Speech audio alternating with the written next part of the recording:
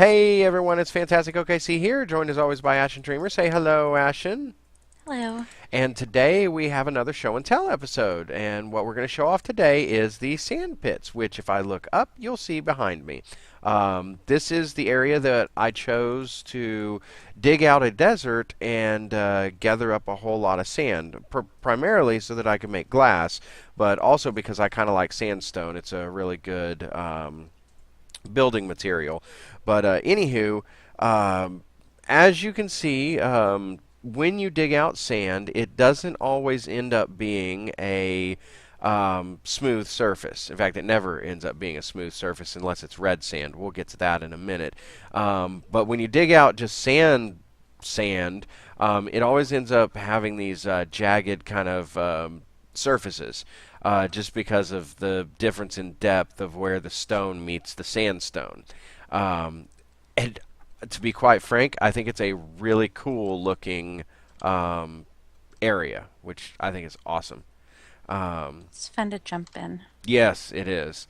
But we'll go over here and take a look at the actual building here in the sand pits, the actual storage building where I am keeping everything.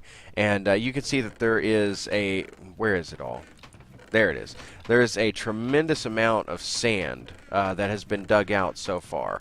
And then on the sides, of course, of the building, we have the sandstone. The sandstone will eventually be stored in an annex. Here, I'll show you real quick. On this side of the building, there will be another area that jets out from the side of the building. That'll be where the sandstone itself will be stored. But the sand will eventually be converted into glass. And over here in the first annex that I built to the building, I guess it's not really an annex, it's an add-on. But anyways, is the furnace room for the smelting of all of the sand. And as you can see, there's a lot of furnaces because I'm expecting to have a lot of sand. The whole purpose of all of this, the end game, is to get enough sand to make glass to create a bio. It's not really a biodome; it's a biocylinder. It's really cool design. I did one before in a creative world a long time ago, and I wanted to try to get it done in survival, which is why we're digging out sand pits. But anyways, another thing that I wanted to show you was kind of the dynamics of how the sand pits work, as far as getting sand versus sandstone.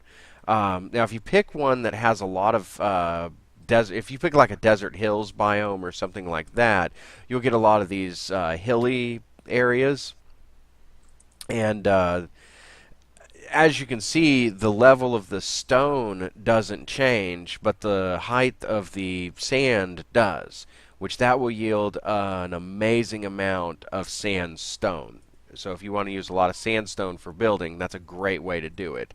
And then if we go over here to an area that I haven't done anything to yet, you'll see that the top 4 to 5 layers will be your sand, and then 4 to 5 layers will be your sandstone.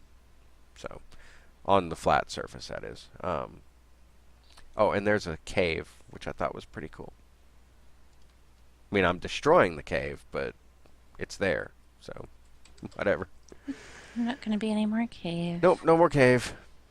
Which is actually kind of cool to think about the fact that you're going to be like destroying an entire cave. Yeah, and this cave, I kind of looked at it. It doesn't go down at all. It just all it is it just kind of loops around a couple of times. It goes out the other end Huh. of that mountain. So I mean, it wasn't even that special of a cave, anyways. Okay, so that's about it for the desert portion of the sand pits. We do have a red sand pit also we'd like to show off. That one's in a mesa we've got to go get to. So stand by. We'll be there in a minute. Okay, now that we have seen the regular sand pits, this is our red sand pits, which is an area that Ashen found for us while exploring.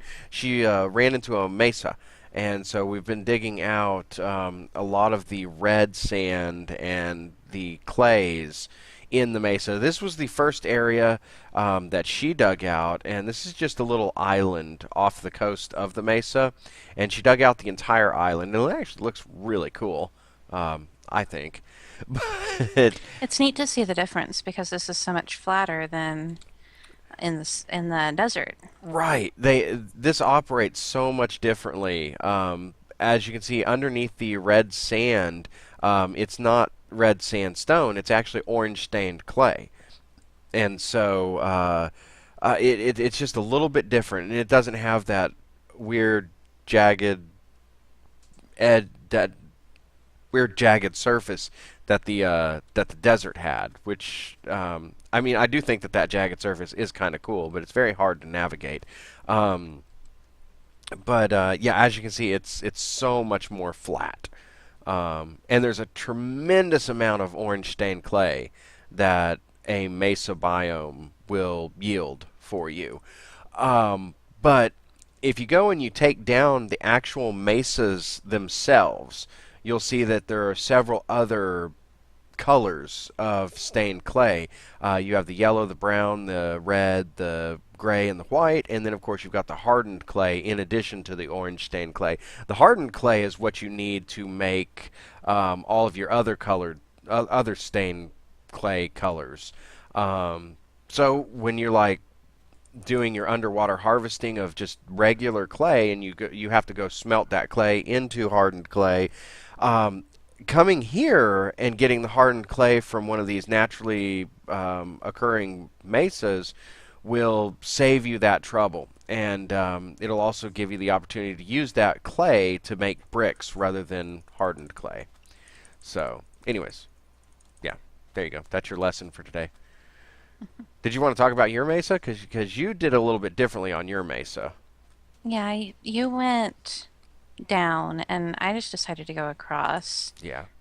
I went from you probably noticed from the way that that mine was dug out is that I went from the middle and went down to the bottom and kind of dug it out. The way she is doing it is digging it out from the top. So it's just a different way and yields different colors. And I haven't gotten nearly as far as you because I get bored. It was up there though, Yeah. even with that right there. Yeah. And that's a good way to compare the two ways of doing these. See, the way I go with the down and out method versus the just top down method. These are what she's gotten, but she's gotten much more of each of these colors than I have. So, there you go. That's your lesson for today. Um, Anything else you wanted to add about these sand pits? I don't think so. Okay. Oh, we didn't show off the storage building for this one for the It's red stained clay. basically the same. Yeah, it just looks a little bit differently, and so that's our storage building. We put stuff in it. Yep, pretty much. Yeah. Oh, there isn't even anything in that one to show off. So we got our colors right there. We've got our sand right there, orange right there, and hardened clay right there. There you go. That's the end of it. Okay. Well, if you liked the episode, click the like button, do subscribe, comment on our stuff, and don't forget about our Facebook page. Go interact with us there. For now, I think it's about time for us to say goodbye. So, bye, everybody. Have a wonderful time. Bye.